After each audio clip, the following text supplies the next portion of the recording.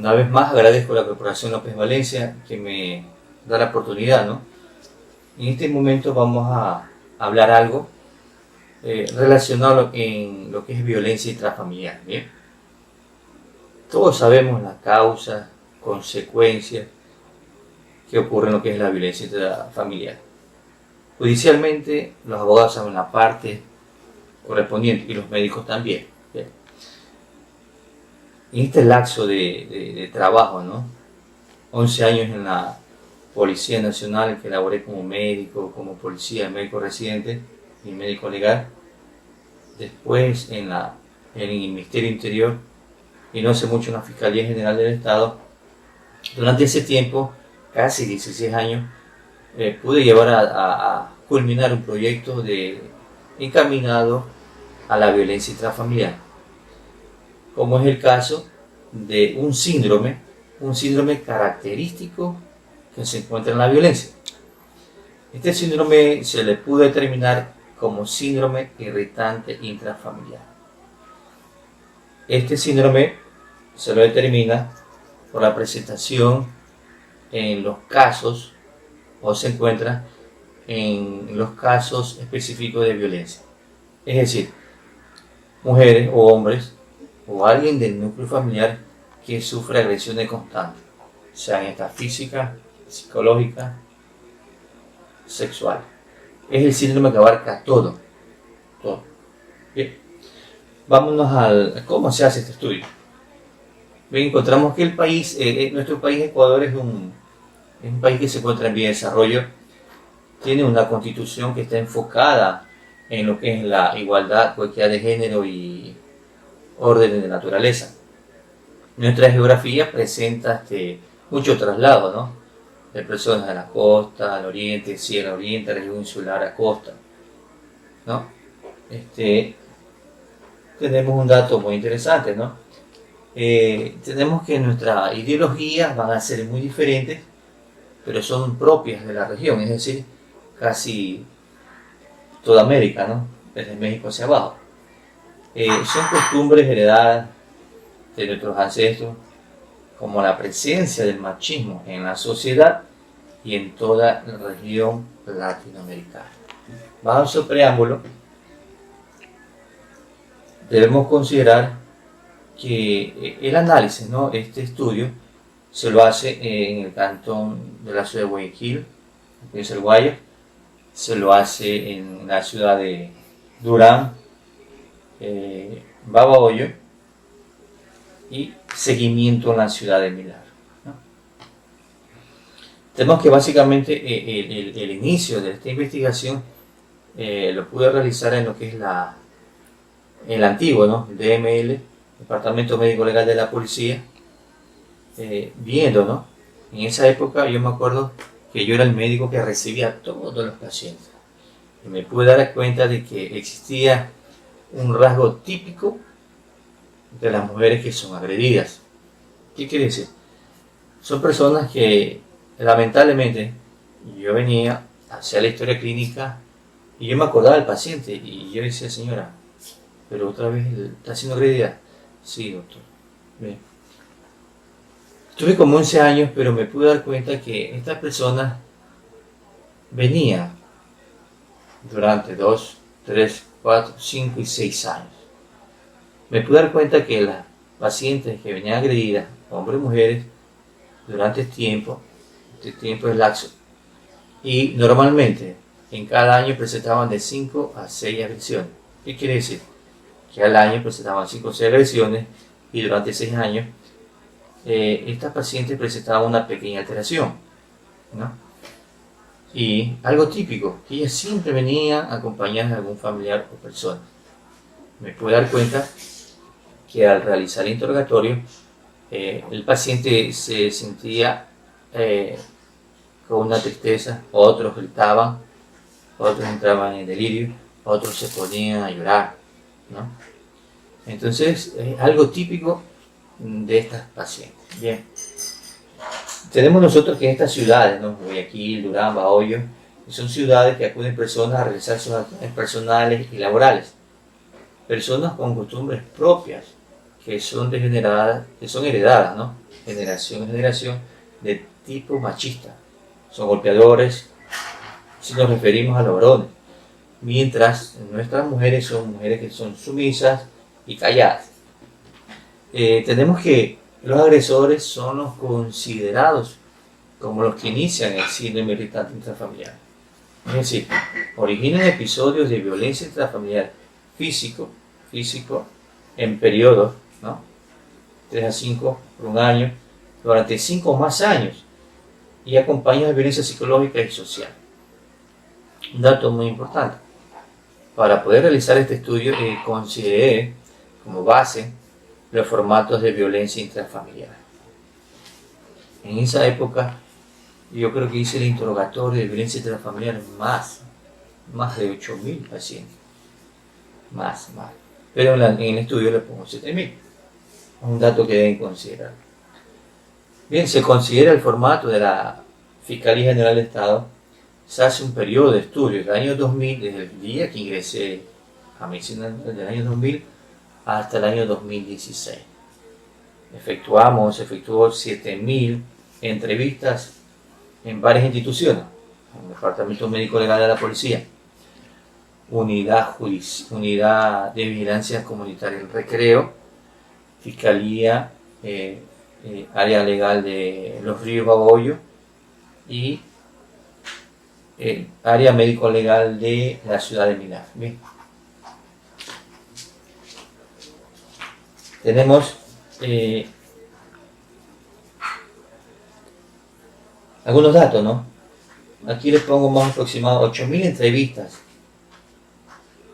con resultados. Observamos, este es un resumen, 90 casos del síndrome irritante intrafamiliar.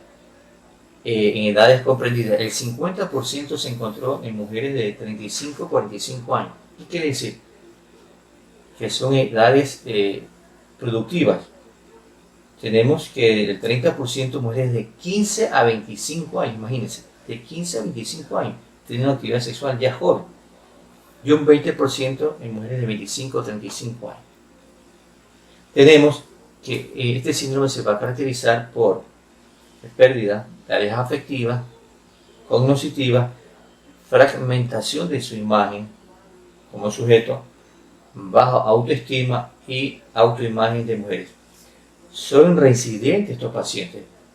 Tenemos que estos pacientes pueden tomar decisiones muy graves que comprometen su vida, como realizar suicidio, agresión autolesiva, ser vulnerables a femicidio, sufrir casos de agresión sexual por parte de la pareja,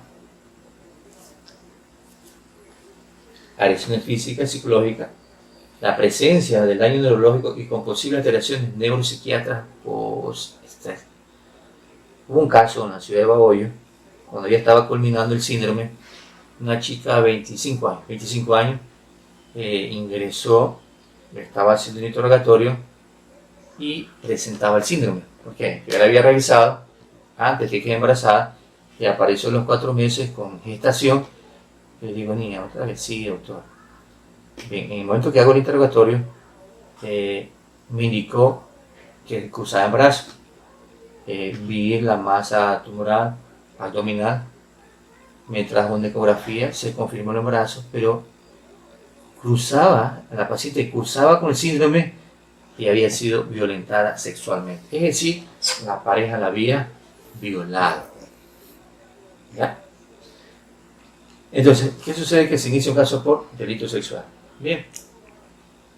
Han existido casos de mujeres profesionales, yo me he entrevistado, mujeres con tercer título, tercer nivel, cuarto nivel, maestrías muy inteligentes, preparadas, mujeres profesionales que son agredidas físicamente por el conviviente y cursan lamentablemente con el síndrome.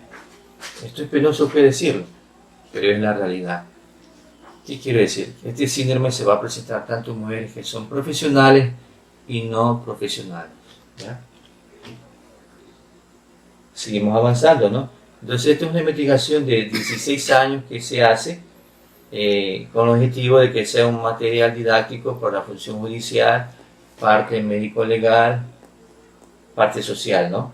y la idea de que se formen, constituyen las salas que nos vayan a ayudar a dar el tratamiento. ¿Ya? Planteamiento del problema. Tenemos que se plantea el problema, ¿no? Por las constantes agresiones. Ustedes verán que este trabajo está publicado en internet. Ustedes pueden nomás síndrome irritante familiar y pueden tomar más consideración el estudio, ¿no? Se pueden más ilustrar para que tengan conocimiento, ¿no?